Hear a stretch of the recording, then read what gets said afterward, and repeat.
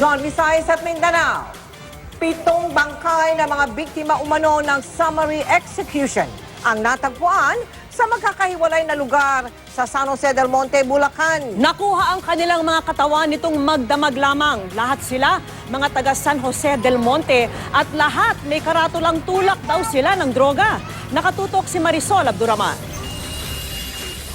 Nakabalot ang packaging tape ang mga mukha, nakagapos ang mga kamay, may mga tama ng bala ng baril sa iba't ibang parte ng katawan at may mga nakasabit na karatula na nagsasabing tulak ng droga sa bangkay ng 6 na lalaki at isang babae na nakita sa magkakahiwalay na lugar sa San Jose del Monte, Bulacan. Unang nakita ang 2 lalaki sa barangay Tungkong Mangga alas 10 kagabi. Alas 4 naman na madaling araw kanina, nakita ang 3 bangkay sa barangay Muzon. Ang 2 lalaki na halos magkatabi, nakita sa isang lugar at nakahiwalay naman sa damuhan ang isa pa. Alas 5 ng umaga, nakita sa magkahiwalay na lugar sa barangay Graceville ang isang lalaki at isang babae. Lahat, residente raw ng San Jose del Monte, Bulacan. At batay daw sa impormasyong nakuha ng pulisya, ito yung mga pusher dito sa area. At sila yung mga sinasabing medyo nagbabagsak dito sa area ng San Jose del Monte.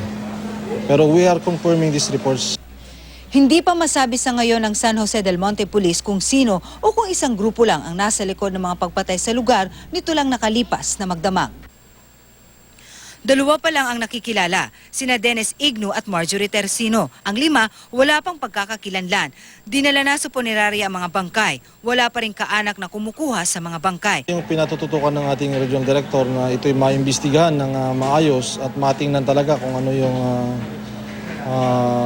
rason ng mga pagkamatay nito. May na-recover na empty shells o basyo ng caliber 45 at 9mm sa mga crime scene. Ang sunod-sunod na pagpatay na yan sa Bulacan nangyari matapos simulan ngayong linggo ang mga pagdinig sa Senado tungkol sa extrajudicial killings. Marisol Abduraman, nakatutok, 24 oras.